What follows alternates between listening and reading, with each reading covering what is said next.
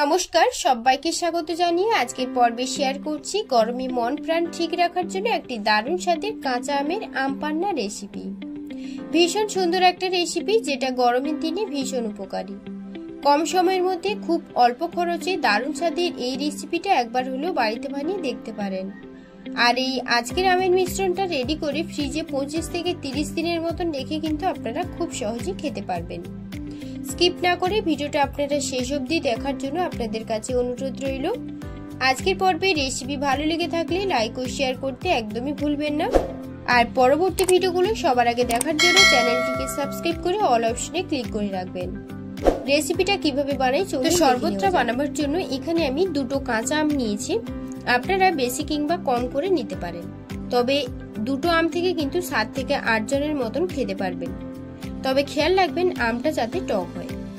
এবার এখানে একটা ভাজা মশলা করব, তার জন্য 1 চা চামচ গোটা জিরে আর 1 চা চামচ গোটা গোলমরিচ দুটো উপকরণ ভালো করে ভেজে নেব। আপনারা গুঁড়ো মশলা দিয়েও কিন্তু করতে পারেন। মশলা থেকে ভাজা গন্ধ বের হলে একটা পাত্রে নিয়ে নেব।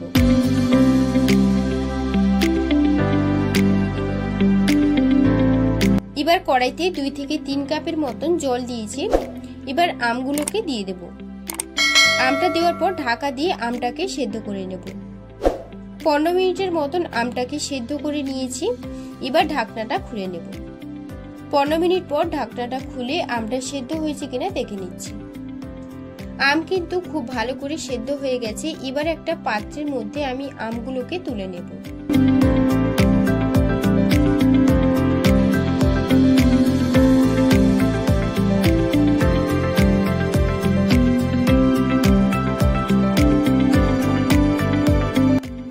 এরপর আমের খোসাটাকে ছাড়িয়ে আমের পাল্পগুলোকে একটা চামচের সাহায্যে বের করে নেব। আপনারা হাত দিয়েও কিন্তু করতে পারেন, তবে সেই জায়গায় আমটা ঠান্ডা হলে তারপর হাত দিয়ে করবেন। ভালো করে সমস্ত পাল্পগুলোকে আমি বের করে নিয়েছি।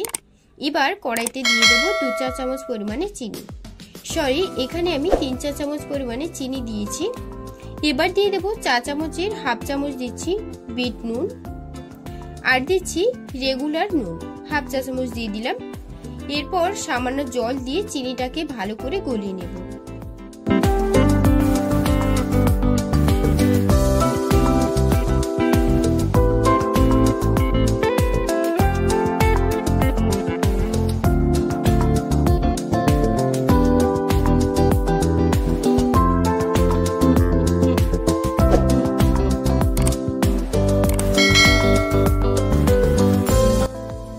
এরপর আমের পাল্পটাকে দিয়ে দেব।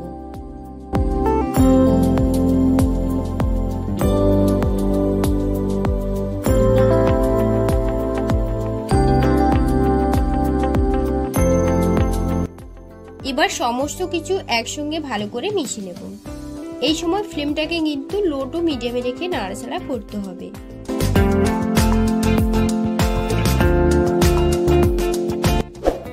এবার দিয়ে দেব হাফ চা চামচ লঙ্কার গুঁড়ো, তারপর দিচ্ছি ভাজা মশলাটা হাফ চা চামচ দিয়ে দিলাম। এবার সমস্ত কিছু একসঙ্গে ভালো করে মিশিয়ে নেওয়ার পর দিয়ে দেব কয়েকটা ফ্রেশ পুদিনা পাতা। এরপর সমস্ত উপকরণগুলো একসঙ্গে খুব ভালো করে মিশিয়ে নেব। 2 মিনিটের মতো নাড়াচাড়া করে নামিয়ে নেব। বেশিক্ষণ নাড়াচাড়া করার প্রয়োজন নেই, তাহলে কিন্তু জেলি ভাব হয়ে যেতে পারে।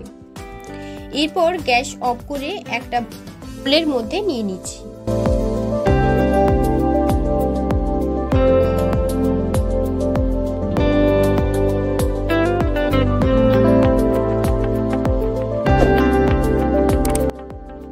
এই যে বলে নিয়ে নিচ্ছে, এখান থেকে যখন ইচ্ছে আপনারা 2 চামচ করে দিয়ে কিন্তু খেতে পারবেন। একটা কাঁচের বলে রেখে 25 থেকে 30 দিন পর্যন্ত রাখতে পারেন। আর যদি ফ্রিজ ছাড়া রাখতে চান তাহলে সেই জায়গায় 2 চামচ ভিনিগার দিয়ে মিশিয়ে রাখলে 6 থেকে 7 দিন পর্যন্ত ফ্রিজ ছাড়া আপনারা অনায়াসে কিন্তু রাখতে পারবেন। এবার এখানে 3টে গ্লাস নিয়েছি। গ্লাসের মধ্যে প্রথমে দেব 2 থেকে 3টে আইস কিউব, তারপর দিয়ে দেব 2টো জলজিরা নিয়েছি। প্রত্যেকটাতে 1 চামচ করে দিয়ে দেব।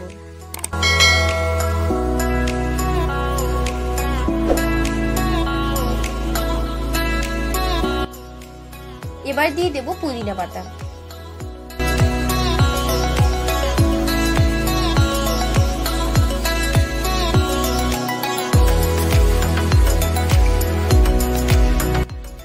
আর আমের মিশ্রণটা 2 চামচ করে দিয়ে দেব।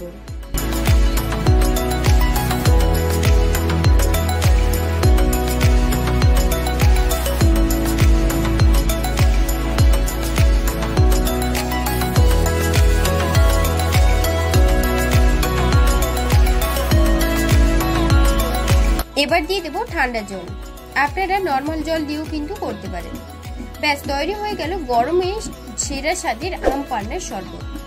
এই গরমে একবার অন্তত বানিয়ে দেখুন, মন প্রাণ একদম জুড়িয়ে যাবে। আজকের রেসিপি আপনাদের কেমন লাগলো অবশ্যই কিন্তু কমেন্টে জানাবেন। যদি আজকের রেসিপি ভালো লেগে থাকে তাহলে লাইক ও শেয়ার করতে একদমই ভুলবেন না। আর পরবর্তী ভিডিওগুলো নতুন নতুন রেসিপিগুলো দেখার জন্য চ্যানেলটিকে সাবস্ক্রাইব করে অল অপশনে ক্লিক করে রাখবেন। ভিডিওটা শেষ অবধি দেখার জন্য আপনাকে অসংখ্য ধন্যবাদ। আজকের মতো ভিডিওটা এই পর্যন্ত। আপনারা ভালো থাকবেন, সুস্থ থাকবেন।